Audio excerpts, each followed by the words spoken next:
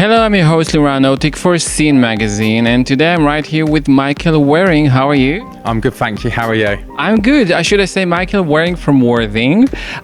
You are a therapist, and I bumped into your amazing content on Instagram, believe it or not. Yes, you do a lot. Yeah. That's how I discovered who you are and the amount of, value and impactful content that you bring to the world, helping others. For me, it's important for people to get to know you better. So what was your personal journey for you to become a therapist?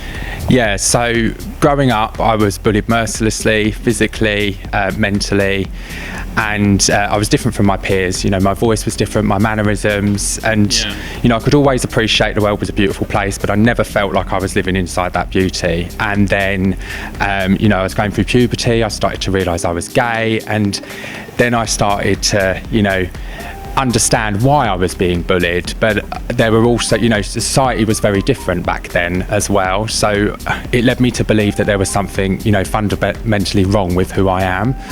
Which I can definitely identify with, and I'm sure like many others that watch us now have similar stories, right?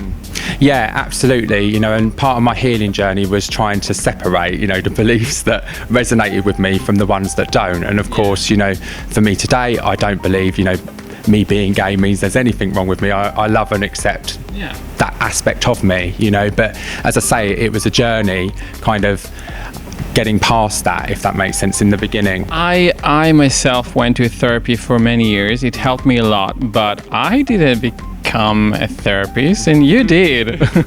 What made you wake up in the morning one day and say, hey, I want to help others?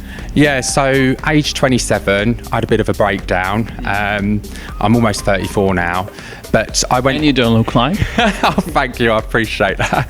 I feel it. But basically, I had a bit of a breakdown and I went into therapy. I'd had previous experiences with therapy, but I wasn't really committed. So they sowed seeds. I don't ever believe, a therapeutic intervention's a waste of time. It sowed seeds, but this particular time was different. I really surrendered and I worked really hard on myself, and during that process I touched a love inside of me that I never knew existed, but innately knew had always been there, basically.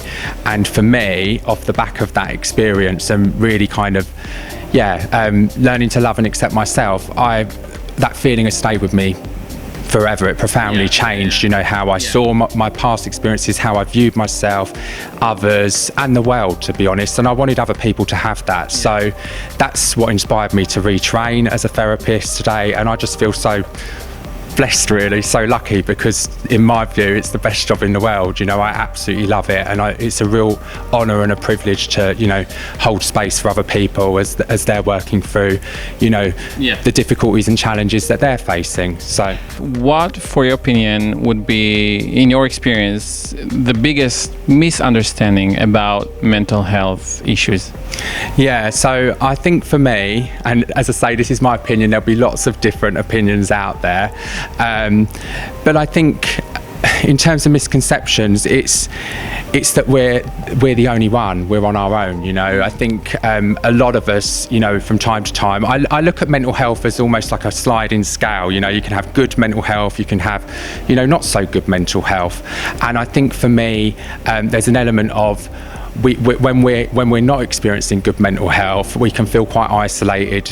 We can feel like we're on our own, and I think that's a misconception, because there will be somebody else maybe not experiencing what you're going through in exactly the same way, but experiencing something similar. And I think so often when we're experiencing poor mental health or not good mental health, we need to kind of find a way to connect with another human being, basically. And remember, that is the moment that you actually not alone, right? Because I myself, when I feel down or low, that's the moment where I feel like I'm alone and there's nobody experiencing the same thing, and this is just me in my own world. No, exactly. So when we're in that place, I think asking for help is a really difficult thing to do. Even just share with others, right? Absolutely, yeah. It can be really difficult, but ultimately, once you do that, you form that connection. You've got someone in your corner who can support you, who can look out for you. Someone you trust, ideally, who you know genuinely has your best interests at heart. But, you know, not to sound cliche, but, you know, a problem shared is a problem halved, and it does make a difference. But yeah, I think when we're in those moments, the misconception so often is we're on our own, you know, and we're the only one. Do you know what I mean? Yeah, absolutely, absolutely. And you know what? Now it's Pride season. Everything seems so bright and shine, and glitters are everywhere, and hot gays on trucks in parades, and everybody seems so happy, but it's not. And then that's why I want to bring you here today, because I think it is important to talk about mental health, and it is important to remember that if you have mental health issue or challenges in your life, even now, I mean, what would be your advice for these people who thinks, oh no, but everybody's happy and I'm not? Tell someone you trust that you can open up to.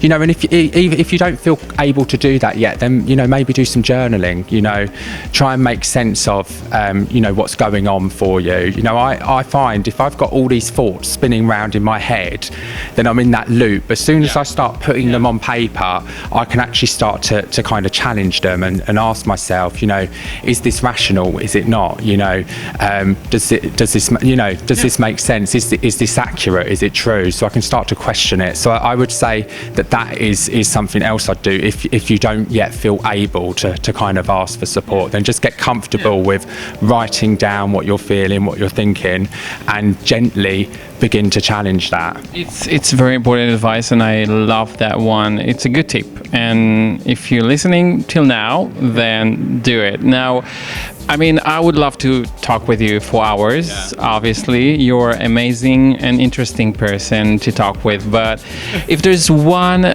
important key message you'd like people right now to take from this conversation, what that would be? Yeah, I think, you know, we're all special and unique, you know. Oh, thank you. No, but we are, you know, there's never going to be another you. So, you know, I think a lot of us can struggle with, you know, feeling worthy, feeling enough, but there's never going to be another you. And I think, you know, once you understand that, you realise that you are a rarity, and that by definition means that you have worth. Tell it to them, not to me. You are enough. That's the message that I would say to take away. I definitely, listen, if you watch till this point, you should definitely follow Michael Waring on Instagram. I'll put the link below, and you have lots of content going on there, and with lots of, you know, impactful, interesting, with added values to it. So please follow Michael. Thank you so much for your time. I wish you the best, and definitely we're gonna chat after this a lot more, because I need more advices from you. Thank you. Give me a big hug. Thank you. Thank you. I really appreciate you having me. Thank you so much. It means a lot.